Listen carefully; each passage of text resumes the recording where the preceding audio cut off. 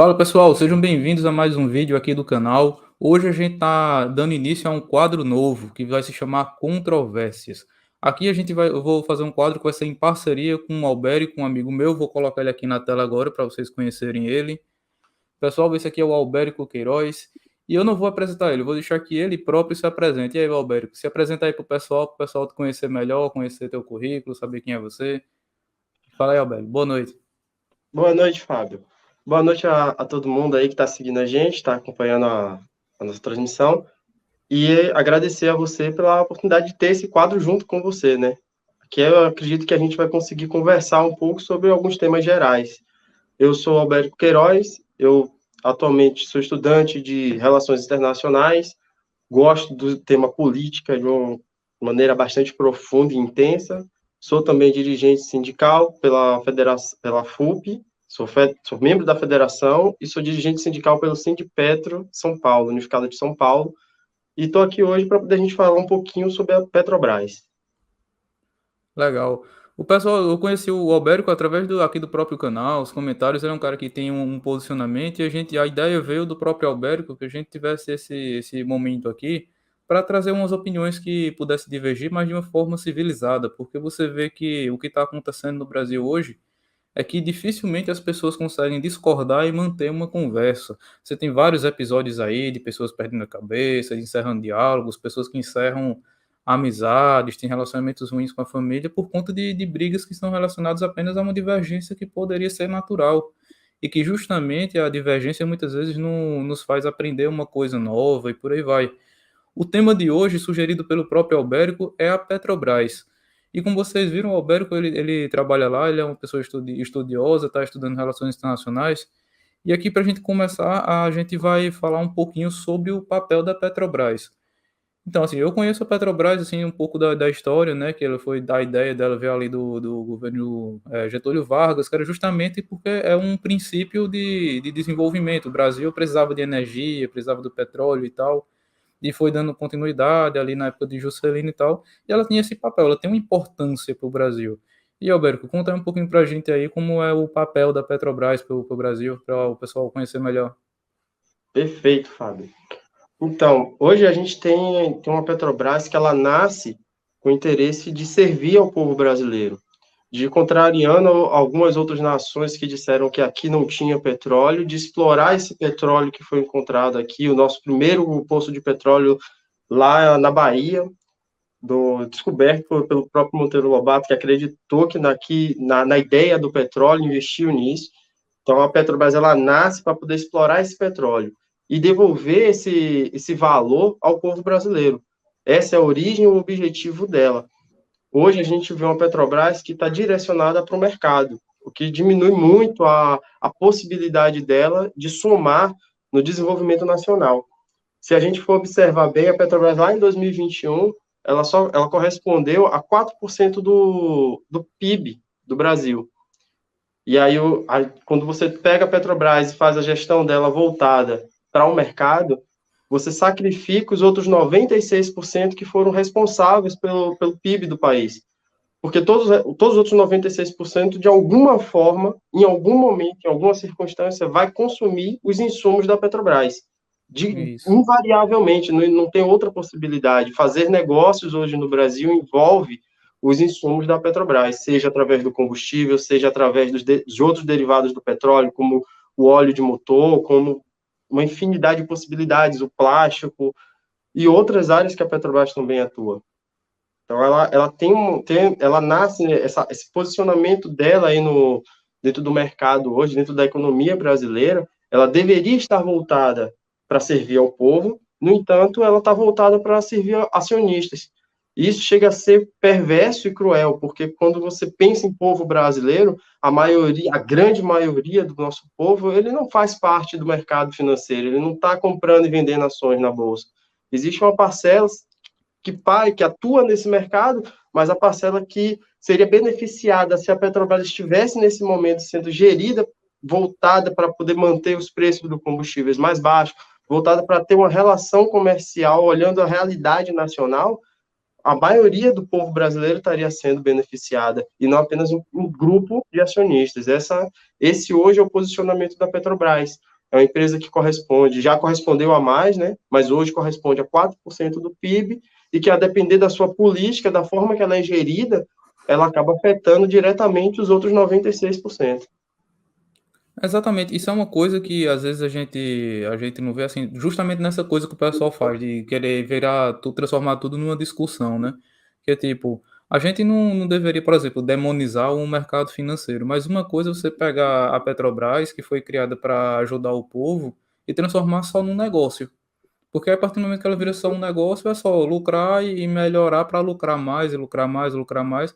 E, tipo, ela não deveria ser só um negócio. É tipo, então você é contra os acionistas. Não, não é isso. É que, tipo, não dá para um negócio, para a Petrobras virar um negócio de acionista, né? Que a gente esquece Exatamente. qualquer benefício que ela pode trazer, né? Aí, tipo, as pessoas às Exatamente. vezes não têm esse meio termo, né? Tipo, ela pode gerar dinheiro e, ao mesmo tempo, ela pode gerar essa autonomia para o Brasil, né? Exato. E olhando para o mercado financeiro, quando a gente pensa em mercado, a gente pensa em uma relação comercial onde você tem múltiplos atores por naturalidade. Você pensa em mercado financeiro, você vai olhar para uma Magalu. Ela tem ela e várias outras empresas que estão no mesmo segmento que ela e que podem explorar isso de formas diferentes sem afetar diretamente toda a economia do país. Se hoje uma empresa que trabalha com comércio varejista sair do mercado, os preços não vão mudar absurdamente, porque isso é diluído e porque é papel mesmo e a influência dela, de uma maneira geral, não vai impactar em todo mundo. Não é como vocês pegam a Petrobras e falam, não, vamos financiarizar a Petrobras exclusivamente. Infelizmente, vai impactar em todos os outros mercados, em todas as outras possibilidades de comércio que existem, toda possibilidade de negócio. Então, a Petrobras ela precisa se distanciar, pode até manter uma relação comercial com os acionistas, mas com um objetivo muito bem determinado, que é manter e equilibrar as nossas fontes de energia. A Petrobras hoje ela é uma empresa de energia, ela não é uma empresa exclusivamente de petróleo, ela é uma empresa de energia. Dentro da Petrobras, a gente tem de parque eólico, termoelétrica, a gente tem fertilizantes, porque também é uma forma de você conduzir essa energia. A partir do fertilizante é onde você vai adubar a cana-de-açúcar, é onde você vai alimentar a nossa economia de uma maneira geral. Então, você tem uma ampla gama de incentivo e de movimentação da economia através da Petrobras. Abaixo da Petrobras, abaixo de uma Eletrobras também, você vai ter diversos atores que vão atuar em um mercado muito mais amplo e que é muito mais coerente ser competitivo e ter concorrência. E aí sim você pode praticar preços de mercado. Isso é uma coisa interessante. Nesse ponto que a gente está falando aqui do papel da Petrobras, né? Tipo, a gente fala um pouquinho de por que ela foi criada e das áreas que ela opera. Tem duas coisas aí que você falou que eu fiquei pensando, né? Uma é que, por exemplo, você falou do mercado, né? Se o Magazine Luiza fizer mudança nos seus preços e tal, ela não impacta na economia global. Ela mexe um pouquinho com o mercado ali dela, mas é uma coisa mais reservada. E a Petrobras, ela acaba envolvendo tudo.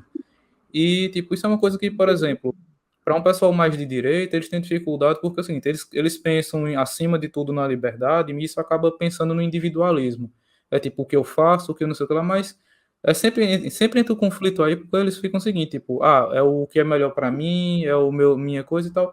Eles têm dificuldade, às vezes, de entender que uma coisa, às vezes, impacta a vida de todo mundo, sabe? Então, tipo, Exatamente. ter esse impacto global. E outra coisa que eu ia dizer era em relação ao papel da Petrobras, você falou uma coisa interessante, você falou dos parques eólicos, tipo, quando você falou é que eu lembrei que tinha.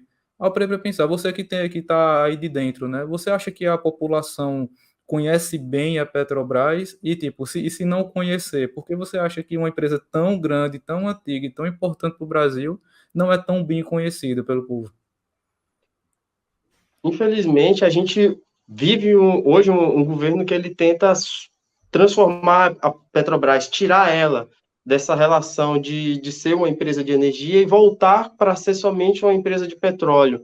Hoje a gente tem um cenário onde as refinarias estão sendo vendidas, onde diversos campos de extração também estão sendo fechados. O simples fato até de você tirar a questão do conteúdo nacional já impacta diretamente na capilaridade do conhecimento do que é a Petrobras. Quando você obrigava a consumir internamente, em todo lugar onde tinha uma Petrobras, você ia ter o consumo interno, todo mundo ia saber que estava vendendo para a Petrobras. Poxa, você está comprando um gerador eólico, você vai ter que transportar esse gerador eólico, você vai ter que fazer, você sabe que está transportando para a Petrobras, então você começa a conhecer dentro daqui, pelo menos dentro daquele local onde ela está atuando com aquela especialidade, você vai saber que a Petrobras existe daquela forma. Quando você tira isso, quando você começa a permitir portar os navios petrolíferos de fora, isso daí tudo você começa a reduzir. A indústria naval brasileira hoje voltou a estar sucateada. A gente perde geração de emprego em cadeia, em diversos níveis de setores.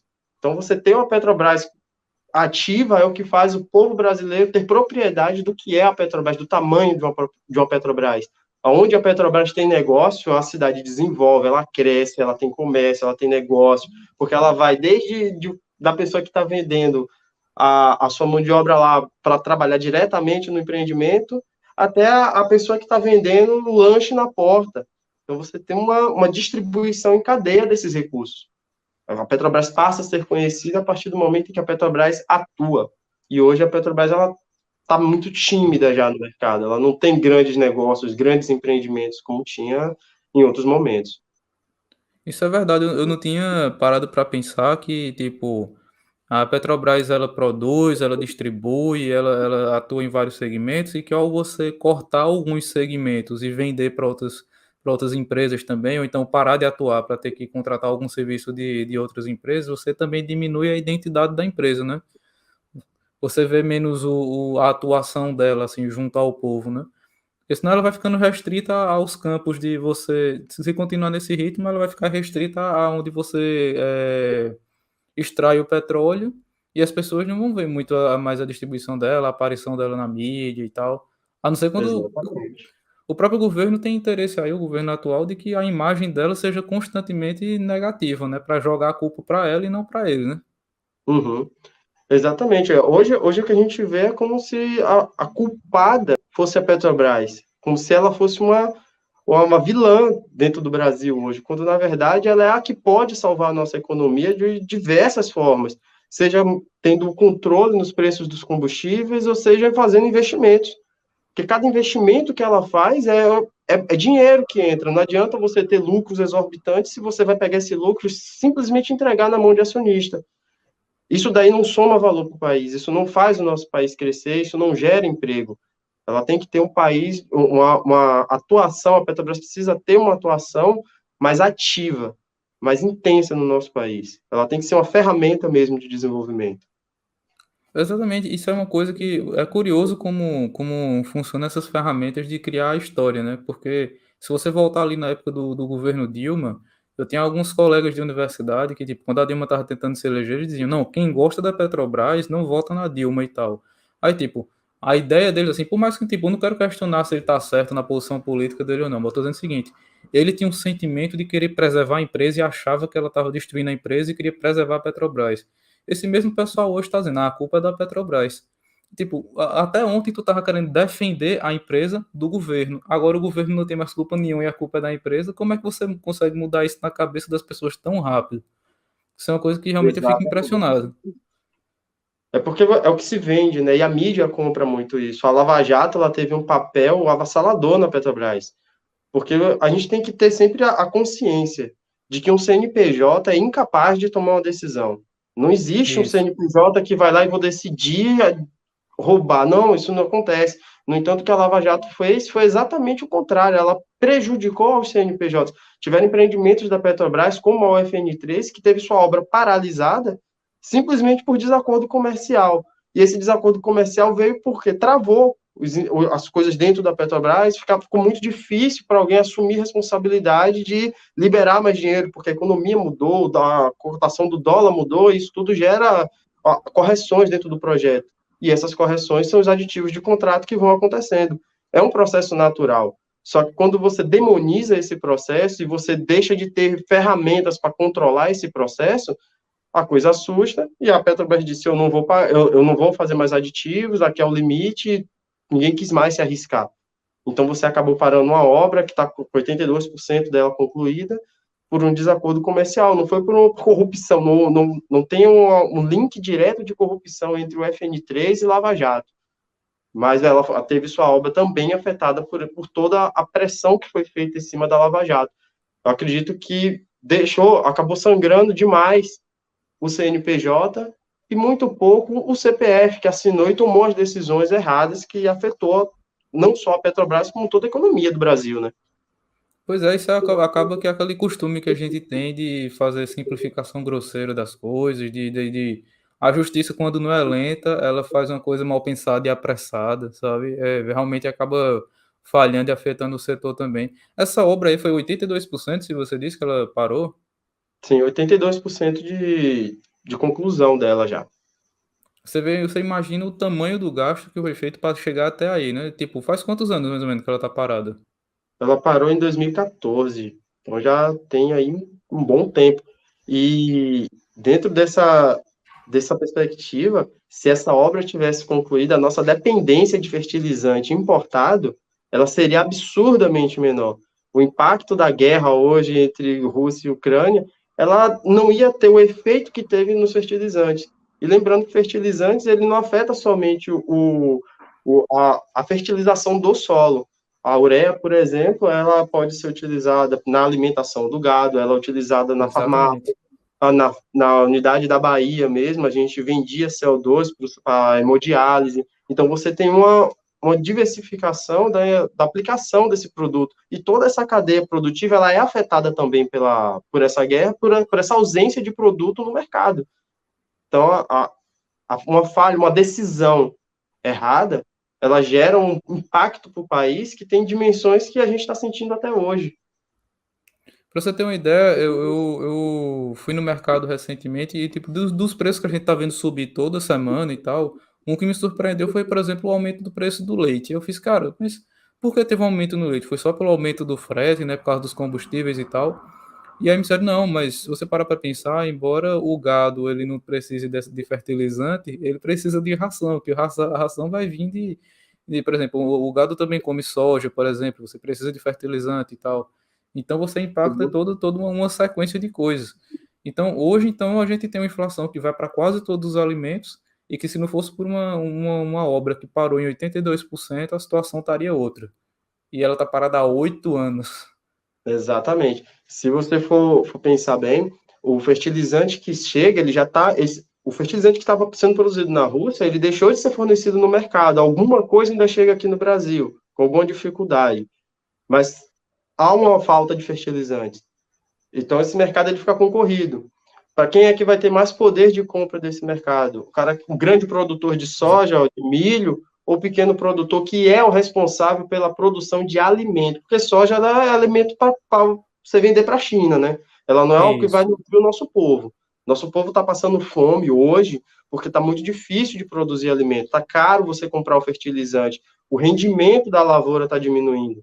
Então, quando você pensa que é somente uma fábrica que parou, não, não é. Isso aqui é um impacto na existência do país, na fome. Essa fome que está acontecendo, ela tem um dedo e uma responsabilidade dessas obras que foram paradas também. Porque essa economia parou, esse fertilizante está mais caro, está indo para a mão de quem tem muito dinheiro para poder comprar. E para o pequeno produtor, ele vai ter um acesso muito mais difícil e a gente está vendo preços absurdos nos alimentos no mercado e aí fica se perguntando se é somente culpa de um fator, não, são múltiplos fatores. Vai do fertilizante ao combustível, a própria condição climática. Então, você tem múltiplos fatores ali afetando o preço do alimento final. Fertilizante é uma delas. Então, quando você gere o país, faz a gestão do país somente para um acionista que entende que não é papel da Petrobras produzir fertilizantes, você pode ter efeitos como esse, que está em cascata, em uma situação de uma guerra, pior ainda. Isso aí é uma coisa, né? Porque começa, o quanto a gente fica dependente do cenário externo. Você vê, tipo, a história da Petrobras, ela conversa muito com a própria história do Brasil. Você vê, tipo, a gente está num país que antes era um país indígena, aí teve uma chegada europeia, aí teve uma escravidão africana, que também foi do pessoal indígena aqui. E, tipo, o Brasil não era uma nação. O Brasil era um lugar para você, era uma colônia para você colher riqueza e mandar para os outros. Ele virou uma nação a partir de uma rebeldia de gente que já era do explorador do Brasil, que decidiu ficar por aqui.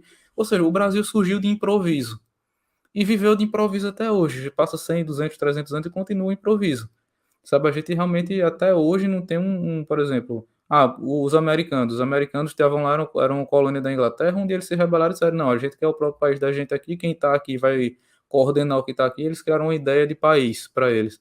Até hoje isso não aconteceu aqui, né? E a Exatamente. Petrobras é uma ideia de tentar deixar a gente independente. Exatamente. E a gente pensar que a Petrobras já foi uma das maiores petrolíferas do mundo. Ela já teve um papel de relevância no cenário global. Hoje não, hoje ela é uma empresa que está diminuindo. Ela está diminuindo o seu tamanho, com várias alegações falsas de que foi roubado, de que foi crime. Recuperou dinheiro, ok, isso é maravilhoso ter recuperado, e a gente não tem que simplesmente falar, tem que vender a Petrobras, porque senão vão roubar. Não, cara, a gente precisa de criar ferramentas para garantir que ela exista, que ela sirva ao povo e que ela não seja roubada. Eu não quero, não faz sentido você simplesmente, estão roubando a empresa, vou vender ela e vou vender barato, já que estão roubando, vou vender barato. Não faz sentido isso. Você prejudica o país inteiro por uma ideia, uma concepção de colônia mesmo. É uma concepção de colônia. Somente manda para fora. Leva a Isso. nossa riqueza toda para empresas de fora daqui.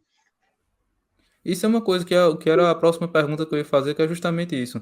Se falam que o problema é de gestão e tal, então muitos falam, não, deveria privatizar. Aí eu queria te perguntar, quais você acha que seriam os efeitos na privatização da Petrobras? Eu acho que os efeitos a gente consegue ver hoje já, né? A gente teve a refinaria Landulfo Alves privatizada e hoje a gente tem o combustível dos mais caros do país lá. Ela está sendo vendido o diesel acima da média nacional. Por quê? Porque o negócio é um monopólio local. Não tem, ninguém vai pegar combustível de uma refinaria em São Paulo e levar para a Bahia, porque o custo de transporte é proibitivo, não faz sentido isso. Você tinha essa distribuição da própria Petrobras já para poder suprir regiões locais. Não existe a possibilidade de você olhar para o mercado de petróleo e falar, não, vamos fazer um mercado plural. Não faz sentido isso. É uma matriz energética. A matriz energética ela precisa estar no controle do povo, da mão do Estado. Então, hoje na Bahia, o efeito da privatização foi esse: aumento dos preços, aumento do lucro para a empresa e o povo tomando cada vez mais prejuízo. Cada vez mais ele vem sofrendo os impactos dessa privatização. Se isso acontece para a Petrobras inteira, vão se formar vários monopólios locais, regionais. Algumas regiões não vai ser interessante a venda de combustível por questão logística, por outros motivos. E aí a gente vai fazer o quê? Como que a gente vai garantir que vai chegar a gasolina em uma cidadezinha do interior que está distante para caramba de uma refinaria? Esse papel a Petrobras assumia porque ela tinha responsabilidade com a nação. E será que uma empresa privada vai olhar e falar, não, eu vou levar para a cidadezinha ali pequena do interior porque eu sou legal? Não. E se ela puder vender a gasolina a R$ 10 e você comprar a gasolina por R$ 10, é lei de mercado. A gasolina vai custar R$ 10 e ela vai vender por R$ 10 e vai ganhar o lucro que for. Esse tipo de relação, de privatização de uma Petrobras é simplesmente entregar uma grande riqueza, uma matriz energética excepcional na mão de estrangeiro que vai poder manipular essa matriz energética e manipular os nossos preços do jeito que ele quiser. Imagina se você pega, como aconteceu com algumas hidrelétricas, venderam para uma empresa chinesa. A China ela é uma das maiores compradoras de ferro do Brasil. Se hoje, Isso. se chegar num ponto onde ela entende que não, eu quero comprar um ferro mais barato, nada vai impedir ela de simplesmente parar uma usina, falar, olha, eu tô com um problema aqui, você vai começar a ter problema de energia.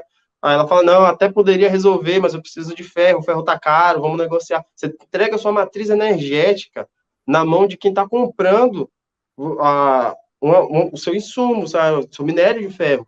É uma relação comercial perigosíssima. O controle da nossa matriz energética ela precisa ser na mão do Estado. E é interessante que, recentemente, o Arthur Lira se posicionou falando nesse sentido, um cara que é absolutamente de moral questionável, mas se posicionou falando, não, a Petrobras ela tem que servir ao povo brasileiro. Ou seja, direita, esquerda, centro, não importa qual é a direção que está se olhando, todo mundo já entende hoje que Petrobras precisa servir ao povo brasileiro. A privatização é direcionar a gente para o precipício. É, exatamente. Se você olhar, qual é a ferramenta que você faz para o povo não conseguir enxergar as coisas? É a ferramenta do medo, sabe? O que é que a gente tende a fazer? Tipo, quando você tá com medo, você tende a não querer mudanças. Não, isso aqui tá ruim, mas pelo menos está estável. Se tentar melhorar e for piorar a situação, aí você tende sempre a dizer que certas medidas, você tenta aterrorizar as pessoas ficam com medo de mudança. Mas aí nesse conservadorismo eles vão ali comendo pelos beirados e vai acontecendo o que está acontecendo pela Petrobras. Pela Petrobras. Eu acho que eu disse Eletrobras sem querer, mas ela está acontecendo com a Petrobras. E Uhum. tipo, você vê o que está acontecendo aqui no Brasil. Por exemplo, tem pessoas. Ainda existe uma divergência assim que tem a ver com direita e esquerda, mas tipo, todo mundo que é mais razoável e que não é comprometido com quem está ganhando muito com isso, já começa a ver que, tipo, olha, tem uma coisa muito errada aqui. Eu vi até que um candidato a governador de São Paulo, acho que é o que era vice de Dória, ele tem uma ideia mais liberal aí da Petrobras, mas até ele sabe que tipo que não deve, que ele até ele acha que você gera muito lucro para o acionista, acima até da média de mercado. Em contrapartida, você dando combustível caro para o povo, até ele viu que tipo, ó, isso aí não tem condições de continuar desse jeito. Mas Exatamente, separa a economia, né? Você torna a Petrobras ela direcionada exclusivamente para maximizar o lucro, sem considerar o papel dela dentro de toda a economia, a visão macro da economia, você realmente vai enxergar somente o lucro do acionista e prejudicar todo o resto da economia, invariavelmente. Isso daí é o que está acontecendo hoje. isso. E o que você falou da China é muito importante, porque a gente vive num mundo assim que a gente não olha para um aspecto para não sofrer mais, que é o seguinte: o mundo ele está intrincado aí numa rede de barganha, de tipo, eu ajudo você se você me ajudar, tipo, isso está implícito em tudo que acontece na vida. Por exemplo, eu pago imposto, porque eu pago imposto? Porque se você precisar do SUS, ele tem que estar lá. Se você precisar de escola pública, ela tem que estar lá. Se você precisar de polícia, judiciário, qualquer coisa, eles estão lá. Então é uma barganha. Eu pago imposto, o governo ou a máquina pública deve minimamente funcionar. E você tem aquela coisa. Se eu te vendo uma coisa, é tipo, é aquela coisa. Você precisa do meu produto, eu preciso do seu dinheiro, porque com seu dinheiro eu vou realizar outras coisas. Quanto mais você abre mão de uma coisa estratégica, menos poder de barganha você tem. Por exemplo, o Brasil tem um poder de barganha grande com a China, que não é muito utilizado, justamente porque o Brasil manda minério de ferro, e eles consomem muito mesmo. Inclusive, uma boa parte do minério que eles compram não é para só fazer construção civil, é para fazer novas indústrias para moldar mais ferro ainda. E tipo, e eles compram não só isso do Brasil, como eles compram muita comida. E, tipo, comida é essencial. Se você barganha em cima da comida, eles não tem muita opção. Mas aí, de contrapartida, tu vai lá e dá eles a energia da gente, tu vai barganhar com a comida, eles barganham com nossa energia. E aí? Você perde totalmente o poder. Exatamente. Isso, cada coisa que a Eu, gente abre mão vai transformando o Brasil num país acuado. Pode falar. um exemplo que a gente está vivendo agora é a situação da Rússia com a União Europeia e o gás. Olha que louco, a União Europeia dependendo do gás da Rússia e a Rússia criando um monte de sanção econômica. A Rússia tem a matriz energética deles na mão. Isso coloca a Isso. União Europeia e diversos países ali que consomem intensamente o gás russo em uma condição muito delicada, muito delicada. Imagine o inverno para eles lá sem esse gás, sem essa matriz energética. O pessoal agora está começando a queimar carvão, que é extremamente poluente, que é horrível para a própria localidade ali, porque você vai ter emissão de fumaça preta. Isso é muito complicado a gente está acontecendo. A gente pensa que é somente uma hipótese, a questão de essa relação comercial violenta, mas ela está acontecendo nesse momento. É um cenário de guerra, é um cenário muito mais complexo, mas ele pode se dar em outras situações também.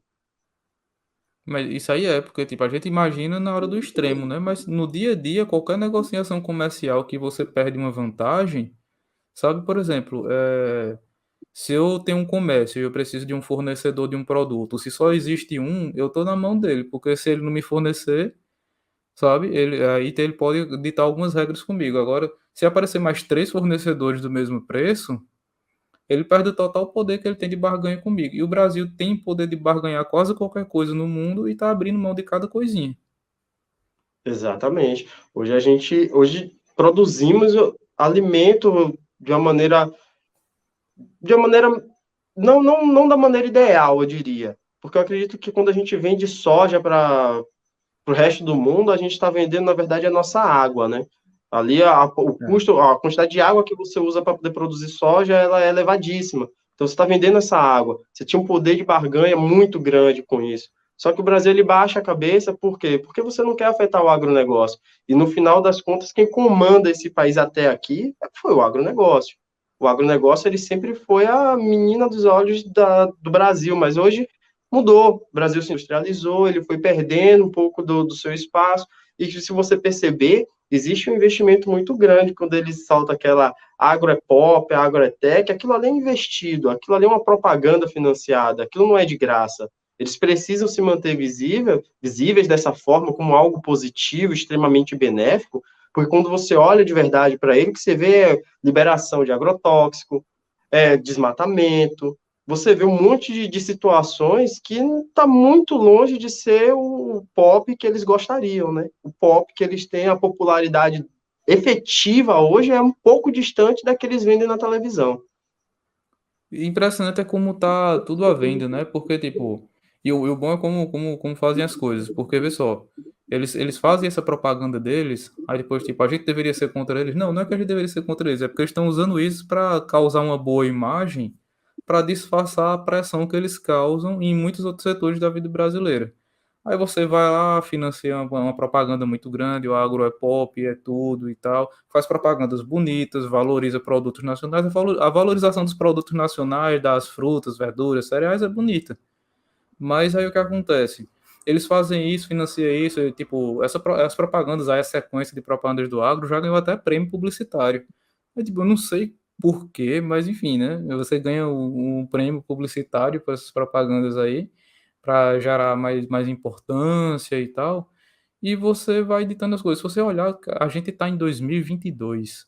Ali em mil, não vou lembrar agora a data, lá pelo primeiro governo ainda, eu acho, do Getúlio Vargas, ele estava confrontando com a política do café com leite.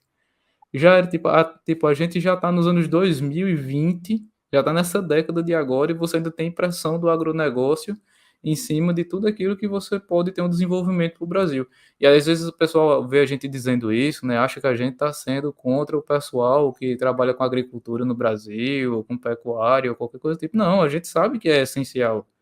O negócio é que, tipo, o Brasil deveria funcionar como um todo, né? E não querer desabilitar aquilo que pode ser mais importante para a gente também em outros setores, né? Exatamente. E a gente pode pensar formas de falar, não, tudo bem, vocês querem produzir? Vamos criar umas metas, já que vocês tiveram. Pega aqui qual foi a safra recorde que vocês tiveram. Vocês não podem produzir um grão de soja a mais do que sua safra recorde até que a fome no Brasil seja extinta. Vamos dar um motivo para essas pessoas se preocuparem com um problema que é de todo mundo, que é um problema de 33 milhões de brasileiros. Porque, com certeza, a partir do momento que fala, olha, você só vai poder produzir mais do que você já produziu até aqui, se você tiver X% de produção de alimento para consumo interno. Será que essa fome vai levar tanto tempo assim para poder ser sanada?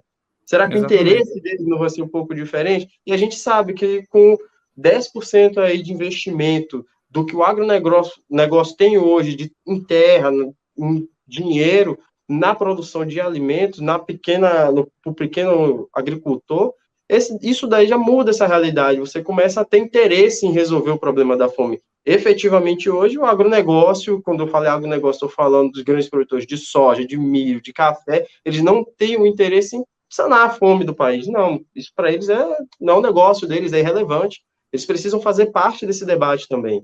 Já querem explorar a terra, vamos primeiro sanar os problemas internos. É inadmissível que um país que uma porcentagem gigante do seu PIB vem do agronegócio, exista 33 milhões de brasileiros passando fome. Isso é inadmissível. Sem falar que, se eu não me engano, eu não lembro os números, mas o Brasil produz comida para alimentar, se não me engano, uns 7 Brasis. Então, não faz sentido que você esteja um volume absurdo de população passando fome e produzindo comida para mais do que 5, 6 vezes o seu país, né? Uhum. Isso Isso é porque a gente falta. começou falando de Petrobras, hein? Mas exatamente, mas você vê, você fala de Petrobras, você não tem como não relacionar com um pouco com a história do Brasil, de ter soberania ou não sobre si mesmo, ter desenvolvimento ou não. Você fala da Petrobras, você está falando de combustível, de soberania, de comida, de sociedade, de acreditar ou não no país, de acreditar ou não que você pode ser capaz de crescer ou não. de achar que é daqui para baixo ou daqui para cima, sabe? Uhum. É uma coisa que é importante. Então, assim, com uma perspectiva assim, né, assim, a gente tá vendo mais ou menos como tá sendo a gestão até agora e tal. Eu queria fazer uma pergunta até você que já tá aí por dentro, né. Qual é a expectativa de vocês aí da Petrobras e tal? Assim, o que vocês consideram que deveriam ser os próximos passos para a Petrobras para voltar para os trilhos e para ter um futuro que é o que a gente espera da capacidade que o Brasil e que a Petrobras tem de gerar. Então, qual a perspectiva que vocês têm aí de dentro de melhora na Petrobras? Hoje, do meu desejo pessoal para a Petrobras, era que antes de qualquer coisa, ela saísse de qualquer mercado financeiro que não fosse o nacional. Eu acredito que ela tem que ser e se manter como uma empresa brasileira e para o povo brasileiro. Eu acho uma injustiça você ver ter ações da Petrobras sendo vendida na Bolsa de Nova York. Eu acho que isso é erradíssimo. Não faz sentido que eles sejam donos de algo que é tão nosso. Isso deveria ser somente nosso. A gente deveria sair desse mercado, manter as operações dentro da B3 sem problema nenhum, com um objetivo muito claro e muito bem determinado, para que o acionista que comprar uma ação da Petrobras saiba que ele está investindo no futuro do país nas questões que são relativas ao nosso país. Para que não venha um monte de acionista de fora colocar a Petrobras na justiça para poder fazerem acordos de pagamento sem um questionamento mais profundo e, e a gente, enquanto povo brasileiro, continuar sofrendo e pagando muito caro para esses acionistas. A gente entrega o nosso lucro da nossa nação, a gente está entregando para esses acionistas de fora. Se é para poder pagar acionistas, que sejam acionistas nacionais, que seja o nosso povo brasileiro. Acho que essa daí seria a primeira essência que a Petrobras deveria absorver. E fora isso, transformar. Ser uma Petrobras que o seu lucro deveria ser direcionado a essa transformação da nossa matriz energética, como ela já vinha fazendo. A Petrobras ela tinha usina de biodiesel, ela tinha diversas usinas de etanol, ela tinha estudos, a Universidade de Petrobras tem estudos sobre diversas formas de combustíveis, de você extrair combustíveis limpos. Então, hoje a Petrobras deveria ser, eu acredito até que o Ciro Gomes ele falou isso muito bem. Ele fala que a Petrobras ela precisa ter seu lucro direcionado para nossa transformação energética, porque essa transformação energética ela é necessária e urgente. Então, nada mais justo que uma empresa que gera lucros bilionários invista nessa transformação energética, já que hoje ela já é uma empresa de energia. Exatamente. Isso aí é porque as pessoas às vezes não pensam, né, tipo, a gente olha para o combustível e por aí vai, a gente não pensa nisso como energia. E, tipo, a Petrobras, né, até que surgiu com o nome Petro, um dia a gente sabe que ainda vai demorar. A gente sabe que mais um dia o petróleo não será o principal combustível do mundo e a Petrobras tem que continuar existindo pela posição dela no Brasil, né? E ela tem que ter uma empresa do porte da Petrobras garantindo a energia da gente, né? E principalmente energia limpa, que é o que vai ser demandado mais na frente, né? Então isso é Uhum. uma perspectiva boa. Eu vi aqui que a gente levantou os tópicos, né, sobre o papel da Petrobras, sobre a localização dela na economia, sobre os efeitos da privatização dela, que você disse que a gente já está sentindo eles na prática, aí, que, tipo, embora ela não seja empresa privada, ela está trabalhando como se fosse, né? Exatamente. E também ela como ferramenta de desenvolvimento, né? Porque a Petrobras ela tem um impacto na economia, no desenvolvimento. Você falou bem agora, tipo, de uma empresa que gera o lucro da Petrobras tem que ser responsável por uma evolução no Brasil, tem que ser responsável por uma transformação. Tem que ser uma coisa que eu vejo isso que tipo, é uma empresa que está sendo subvalorizada, não só como o trabalho que ela faz, mas como um símbolo do que ela é, sabe? E uma coisa que eu admiro muito, você faz parte de uma espécie de sindicato, sabe? Eu olho isso assim, tipo, eu queria que tivesse um sindicato como você faz parte também, assim, que trabalha assim, em toda grande empresa do Brasil deveria ter um sindicato que os trabalhadores têm voz, né? Atualmente vocês têm direito à votação, né, no conselho. Sim, a gente tem um membro lá no conselho de administração, a Rosângela. É muito complicado, a Petrobras ela sempre procura ali um jeito de segurar de impor algumas regras, impor algumas vontades dela. para que não seja, para que a participação do sindicato seja mínima lá no conselho de administração. Mas a gente sempre conversa, a gente dá suporte. Nós temos um órgão, que é o INEP, que é o Instituto de Estudo do Petróleo, que a gente tem pesquisadores direcionados a entender esse mercado de petróleo, para poder dar subsídio para nosso trabalho enquanto sindicalista e para o trabalho também lá no Conselho de Administração. Então, Pois ela é uma posição complexa, né? Pois é, eu queria que fosse mais como, assim, eu não sei como é 100% na Alemanha, sabe? Mas lá na Alemanha eles têm um histórico do conselho das empresas ser quase metade de funcionários, sabe? E isso aí ajudou inclusive a desmontar, tipo, o pessoal não meteu o dedo na Petrobras por causa da corrupção. Lá na Alemanha eles dizem que justamente, dificilmente acontece corrupção nas empresas grandes, justamente pela participação dos funcionários no grande participação dos conselhos, tendo acesso a todas as informações, a todos os tipos de nomeações, todas as coisas. E eu fico pensando nisso, né? Que tipo, uma das coisas que eu imagino que seria boa para a empresa é justamente que os funcionários tivessem até mais poder nela, né? Exatamente. O maior inimigo da corrupção é a transparência. Sempre que você vê sigilos, como a gente está assistindo o governo federal colocando sigilo em agenda, carteira de vacina, sempre que você vê muito sigilo, informações que não fazem sentido ter sigilo, você está ali provavelmente envolvido em alguma situação que ou é constrangedora, ou é uma corrupção, ou é algo que não deve, que você não quer que seja visto. Quanto maior é a transparência, mais a corrupção vai estar distante daquilo. Não é à toa que depois da lei da transparência a gente consegue enxergar um monte de casos de corrupção que acontecem e questionar. E esse questionamento é o que gera o constrangimento e que evita de Isso. outros virem a fazer. Né? Você estava falando do sindicato, o Sindicato dos Petroleiros, principalmente lá unificado de São Paulo, a gente tem ações no Brasil inteiro, diversos sindicatos, de vender o gás a preço justo, que a gente considera justo. E muita gente não entende de onde é que vem o dinheiro que a gente está fazendo esse subsídio. Esse dinheiro vem da gente, a gente recebe o nosso salário, a gente contribui com o nosso sindicato, e o nosso sindicato pega esse dinheiro e fala, não, vamos converter isso daqui em cesta básica, em gás mais barato, em gasolina mais barata. E durante ainda a pandemia, a gente fez algumas ações do gás, e isso daí tem um impacto muito grande na vida daquela pessoa que precisa diretamente desse insumo da Petrobras.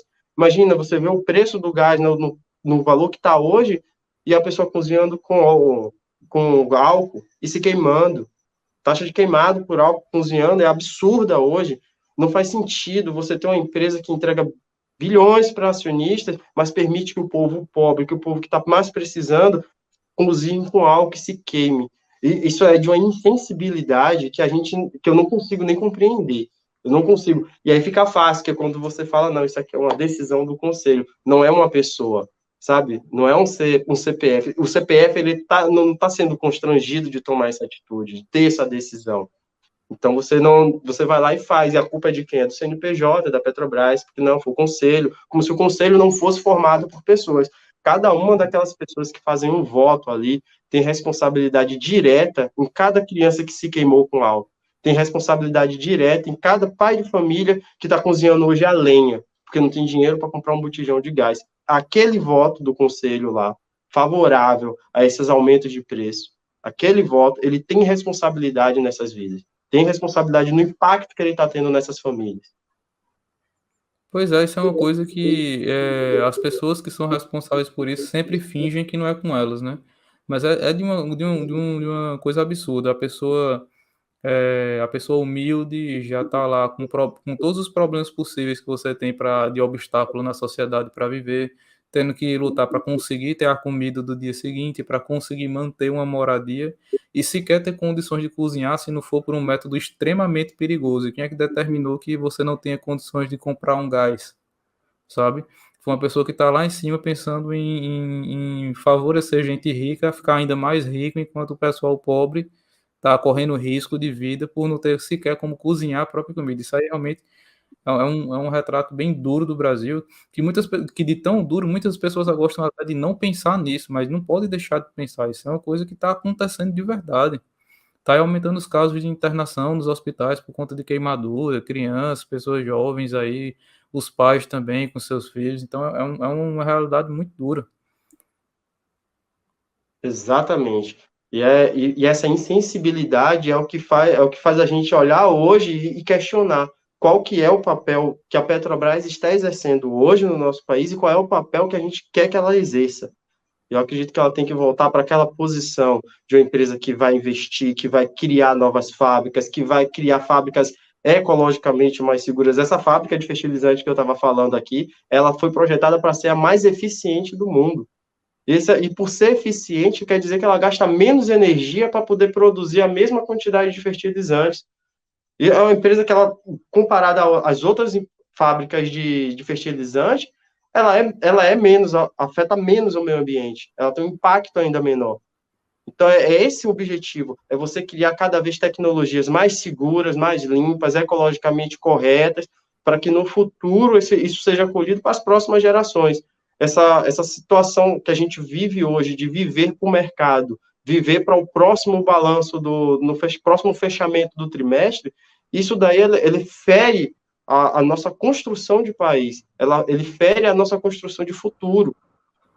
Eu penso justamente nisso. Tipo, é aquela coisa, tudo a gente vê que é tudo conflito de interesse, mas o interesse que nunca é atendido realmente acaba sendo do povo, né?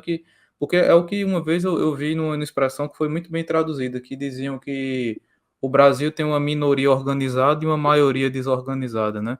Então, quem se organiza e coloca o poder deles ali em prática acaba determinando que a maioria que está meio desorganizada acaba passando.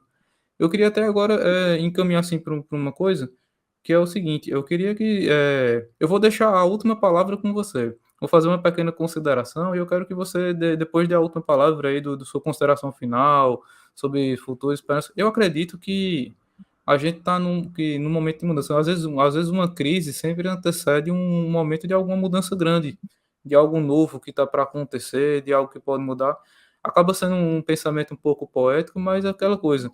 Existe tanta história trágica no mundo, mas também todas as histórias incríveis que já aconteceram são todas reais. Então, eu gosto de imaginar que tipo a gente está passando por um momento grave agora, mas que justamente se a gente souber conscientizar as pessoas, puder espalhar aí o que a gente acredita de uma forma democrática, de uma forma tranquila, de uma forma que seja absorvida pelo povo, para que ele entenda quem realmente está atacando os interesses deles e amedrontando eles, jogando uns contra os outros, a gente consegue mudar isso e esse momento vai ser um momento de mudança, de colocar as coisas nos trilhos e arrumar o país.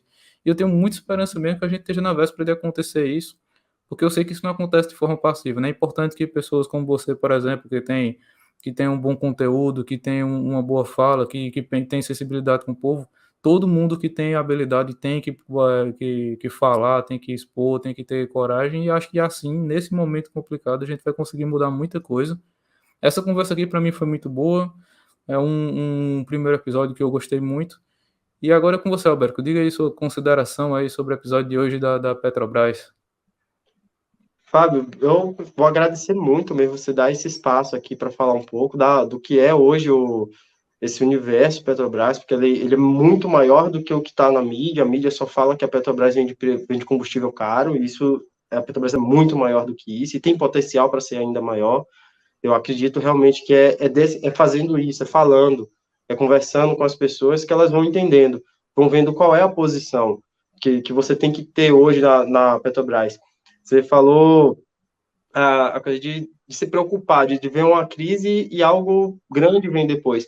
Se você for pensar em uma visão um pouquinho mais estreita, você basta somente ter um problema no joelho para você entender tudo sobre o joelho. Então, a maior transformação é o conhecimento. A partir do momento que você entende o que você tá fazendo, você busca entender, poxa, mas por que esse combustível está caro? Aí vão dizer, não, mas é o ICMS estava aí o tempo inteiro. Isso. O barril do petróleo já em 2008 foi US$ 140, e o ICMS era o mesmo, e a gasolina era vendida a 2,60. Então, você tem uma relação que a pessoa começa a ter, tem que ter curiosidade. Se você não tiver curiosidade, somente reproduzir discurso, não for entender quais foram as mudanças que aconteceram, a trágica assinatura do Michel Temer no documento que autorizou a Petrobras fazer o PPI, que é a paridade de preço internacional, que é um crime contra a nossa nação, que é um crime contra o povo brasileiro. Esse entender que foi isso daí o que fez o preço dos combustíveis aumentarem, os insumos relacionados ao petróleo aumentar, é você começar a ter a possibilidade de pensar de forma diferente, de entender as coisas de uma forma diferente e de cobrar de uma forma diferente também. Eu espero de coração que esse seja o primeiro de muitos episódios, que a gente consiga debater outros assuntos também, não somente a Petrobras ou a matriz energética, mas o universo político em si, que eu acho Com que ele é muito certeza. enriquecedor e vai somar um pouco para alguém que vai estar assistindo e vai olhar, poxa, realmente, esse ponto aqui ele pode fazer a diferença. Pronto, perfeito, Albérico. Foi um prazer aqui. Eu concordo, eu assino embaixo em tudo que você falou agora. Cara, foi um prazer aqui e vamos lá, vou colocar esse episódio aí no ar, que venham mais. Até a próxima, um abraço. Até a próxima, Fábio. Falou, falou, pessoal de casa, e até a próxima.